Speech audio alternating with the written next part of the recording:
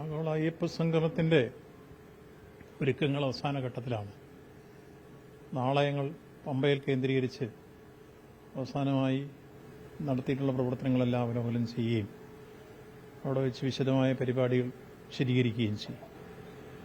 ഇതിനോടകം തന്നെ രജിസ്ട്രേഷൻ പരിശോധിച്ചപ്പോൾ 5000-ന് മുകളിലായിട്ടുണ്ട്. നമ്മൾ 3000 പേരെയാണ് പങ്കെടുപ്പിക്കാൻ ഉദ്ദേശിച്ചത്.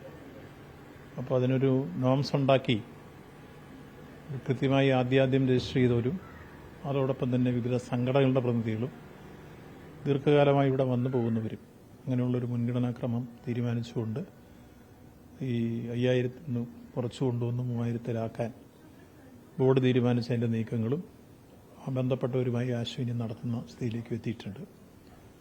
അപ്പോൾ അവരെല്ലാം താമസിപ്പിക്കേണ്ട സ്ഥലങ്ങൾ, ഒപ്പം എത്തിക്കേണ്ട മാർഗങ്ങൾ എല്ലാം സംബന്ധിച്ച് വിശദമായൊരു പ്ലാനിംഗ് കഴിഞ്ഞ ദിവസം നടത്തിയിരുന്നു. അതിൻ്റെ അവസാന ഘട്ടത്തെ അവലോകനം ഇന്ന് ഉച്ചയോടുകൂടി നടത്തും.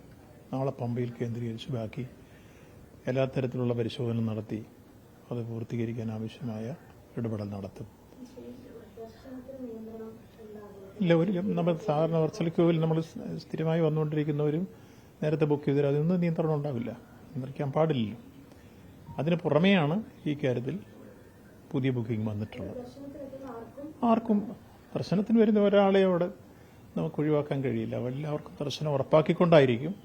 ഇത് പമ്പയിലാണ് നടക്കുന്നത്. മറ്റ് സന്നിധാനത്തിലേക്ക് പോകാനുള്ള സൗകര്യമൊരുക്കും. അതിന് വേറെ തടസ്സങ്ങളൊന്നുമില്ല. ഒരു ബുക്ക് ചെയ്ത് നിർക്കുന്ന എല്ലാ സൗകര്യം ഉറപ്പാക്കി കൊടുക്കും. അത് ഇപ്പോൾ എല്ലാ വിഷയങ്ങൾക്കും ഉണ്ടാവില്ല. ഇപ്പം ശബരിമല ഇപ്പോൾ വിവാദമാക്കേണ്ട കാര്യമില്ല. അത് രാഷ്ട്രീയമായ കാര്യങ്ങളാണ്, അത് വേറെ നിൽക്കും. അവിടെ നടക്കേണ്ട കാര്യങ്ങൾ ശബരിമല ഒരു വിവാദവും ഇല്ലാതെ ഭംഗിയായി അവിടുത്തെ കാര്യങ്ങൾ തീരുമാനിച്ചതുപോലെല്ലാം നടത്താൻ ആവശ്യമായ ക്രമീകരണങ്ങൾ ഉറപ്പാക്കിയിട്ടുണ്ട്. പിന്നെ വിവാദം ഉണ്ടാക്കാൻ താല്പര്യമുള്ളവർക്ക് ഇന്നും ഉണ്ടാക്കിക്കൊണ്ടിരിക്കുക, അത് അവരവരുടെ വഴിക്ക് പോകുന്നുള്ളൂ.